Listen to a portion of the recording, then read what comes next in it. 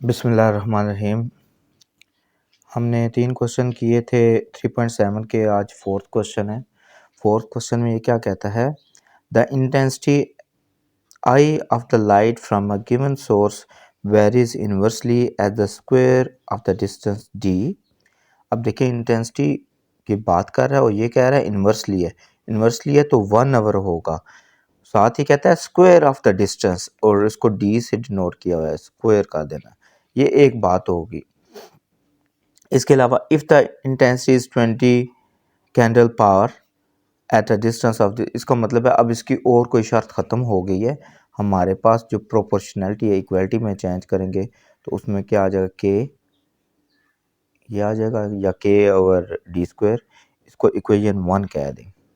अब फर्स्ट जो शर्त है ना वो क्या कहता है, if the intensity is 20 candle power, intensity कितनी है जी 20 candle power, C P short लिख देते हैं, एट अ डिस्टेंस, और डी कितना है जी, डी हमारे पास दिया हुआ है 20 फीट।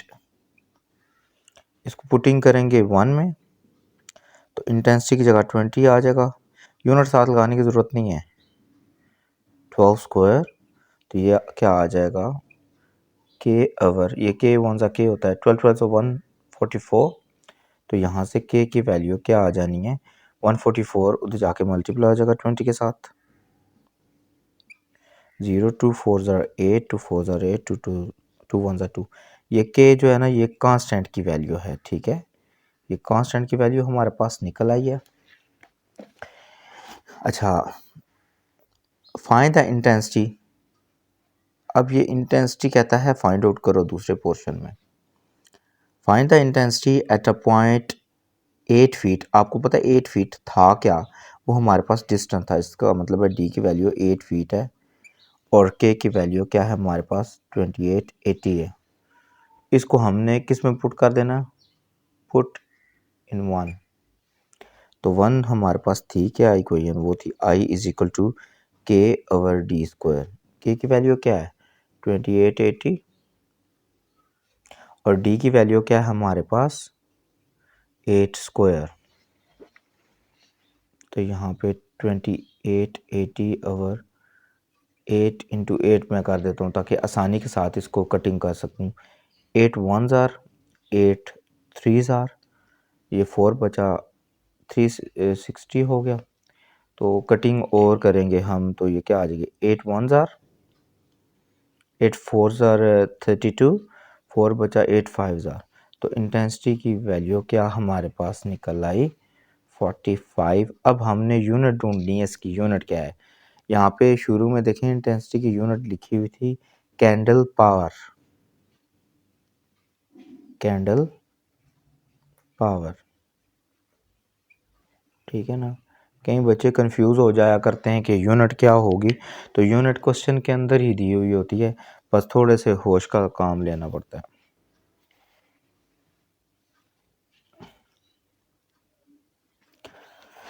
अच्छा, क्वेश्चन नंबर 5 है, देखें, the pressure P in a body of a fluid varies directly as a depth D। अब ये डायरेक्टली प्रोपोर्शनैलिटी की बात कर रहा है, P डायरेक्टली प्रोपोर्शनल है D के। अच्छा ठीक है, the pressure P in a body of fluid varies directly as a depth D if the pressure exerted on the bottom of the tank by a column of, ये आगे इसकी values दी हुई हैं, इसका मतलब है यहाँ पे प्रोपोर्शनैलिटी को इक्वलिटी में चेंज कर देंगे, इक्वेशन 1 होगी। अब नेक्स्ट देखें, exerted on the bottom of a tank by a column of 5 feet, ये जो 5 फीट है ना ये डिस्टेंस है, putting D is equal to 5 feet, ये ना हो प्रेशर आप 5 फीट में ले लें, वो इस तरह नहीं होता, pressure force per unit area होती है। तो प्रेशर क्या है जी हमारे पास, प्रेशर दिया हुआ है 2.25 पाउंड्स पर स्क्वायर इंच इन 1, ये 1 में पुट करेंगे, P इज इक्वल टू के डी फार्मूला है, इसकी वैल्यू है 2.25, के की वैल्यू हमें पता नहीं है, डी की वैल्यू हमारे पास 5 फीट है।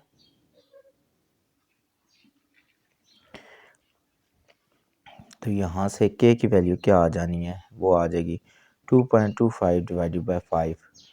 ये 5 1 ज़ार 5, ये पॉइंट शुरू में इस पर टेबल नहीं जा रहा, ज़ीरो लगाएंगे, 4 5 ज़ार 25। तो ये के की वैल्यू आ गई 0.45, क्योंकि ये जो कांस्टेंट होता है दो सेम रेशो के इक्वल होता है, तो इसकी यूनिट नहीं होगी। अच्छा, नेक्स्ट में क्या कहता है ये, how deep must be the fluid to be exerted a pressure of this. अब वो डेप्थ पूछ रहा है और साथ ही ये बता रहा है कि प्रेशर उस जगह पे नीचे जाके थोड़ा बढ़ जाता है, वो कितना है जी, 9 पाउंड्स पर स्क्वायर इंच, ठीक है। और के की वैल्यू आपको पता है 0.45 है, इसको आपने 1 में पुट कर देना है। इसको किस में पुट कर देना है, 1 में पुट कर देना है। अच्छा, हमारे पास इक्वेशन थी P इज इक्वल टू के डी। अब P की वैल्यू 9 है, के की वैल्यू 0.45 है और D का पता नहीं है, D इधर ही रहेगा। तो 0.45 डिवाइड हो जाएगा, ये पॉइंट हटेगा तो पॉइंट की जगह 1 लगाएंगे और आगे 2 डिजिट है तो 2 ज़ीरो लगा देंगे। 9 1 ज़ार 9 5 ज़ार 9 5 45 जिसको कहते हैं, 5 1 ज़ार 5 20 ज़ार। तो डी की वैल्यू क्या आ गई हमारे पास, डी की वैल्यू आ गई है 20। अब हमें इसकी यूनिट का नहीं पता, आप देखिए शुरू में क्वेश्चन में क्या थी, फीट थी, तो ये कहता है कि 20 फीट तक जाके उसका प्रेशर बढ़ता जाता है। आप देखिए एक वैसे भी एक बोतल में अगर एक फुल लेट्स सपोज एक बोतल भरी हुई है, अगर आप यहाँ पे सुराख करेंगे ना, पानी ये यहाँ तक गिरेगा। अगर यहाँ पे सुराख करेंगे तो पानी दूर तक जाएगा, हालांकि ऊपर से दूर तक जाना चाहिए क्योंकि ऊपर ये प्रेशर ज़्यादा होता है, तो यहाँ पे फिर इसलिए ज़ोर से पानी निकलेगा। यहाँ पे पानी यहाँ तक जाएगा, यहाँ से पानी यहाँ तक जाएगा, यहाँ से पानी इधर तक आएगा, यहाँ से पानी यूँ आएगा, क्यों, ऊपर एयर प्रेशर कम होगा। अच्छा, ये अब क्वेश्चन नंबर 6 है, वो कहता है labour cost C varies directly as the number of workers N and the average number of days. यानी कॉस्ट जो है डायरेक्टली प्रोपोर्शनल है कि जितने आप बंदे लगाते हो, एन जॉइंटली की बात कर रहा ना, N and the average number of days, यानी जितने ज़्यादा वर्कर होंगे तब भी कॉस्ट बढ़ेगी और जितने दिन काम करेंगे तब भी बनेगी। इसको ये क्योंकि डायरेक्टली प्रोपोर्शनल होता है, प्रोपोर्शनैलिटी को इक्वलिटी में चेंज करें, के एन डी बन जाएगा, इक्वेशन 1 आ जाएगी। If the cost of 800 workers, और वर्कर को क्या कहा है जी, एन से जाहिर किया था, 800 workers, putting N is equal 800 workers, और डेज कितने हैं हमारे पास, वो हैं 13 डेज, 13 डेज हैं।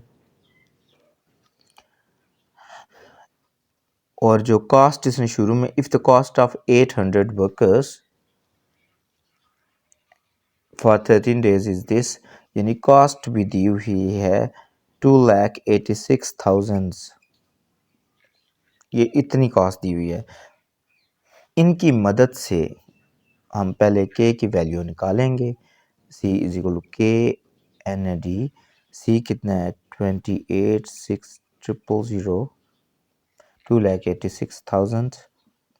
अच्छा, एन की वैल्यू क्या है 800 और डी की वैल्यू क्या है 13, मल्टीप्लाई कर देता हूँ तो के की वैल्यू क्या आएगी 28,600 डिवाइड बाई 800 इंटू 13। अब देखिए ये 2020 कटिंग होगी, 13 1 ज़ार 13 2 ज़ार 26, ये 2 बच गया और ये 26 बन जाएगा, फिर 2 और ये 0, हमारे पास आ गया 220/8।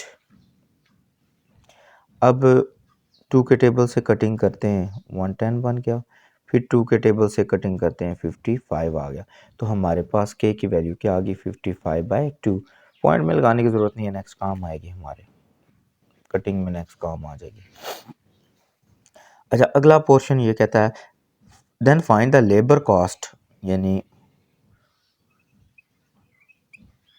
कॉस्ट फाइंड आउट करनी है। नेक्स्ट में find the labour cost of 600 workers, worker को n से ज़ाहिर किया था 600 n, और डेज कितने हैं जी 18। इसको भी 1 में पुट कर दें, और अब क्योंकि k की वैल्यू भी आ गई है, c इज इक्वल टू के एन डी, तो इसकी वैल्यू 55/2 है, n की वैल्यू 600 है, d की वैल्यू 18 है। ये क्या आ जाएगा 2 1s आर 2 9s आर। अब इन सबको मल्टीप्लाई करना है, इन सबको क्या करना है जी मल्टीप्लाई करना है, हमारे पास c की वैल्यू आ जाएगी। तो ये मल्टीप्लाई किया है 2,97,000 रुपीज़ जो है ना कास्ट आएगी। इसके बाद बार आपने प्रैक्टिस करनी है,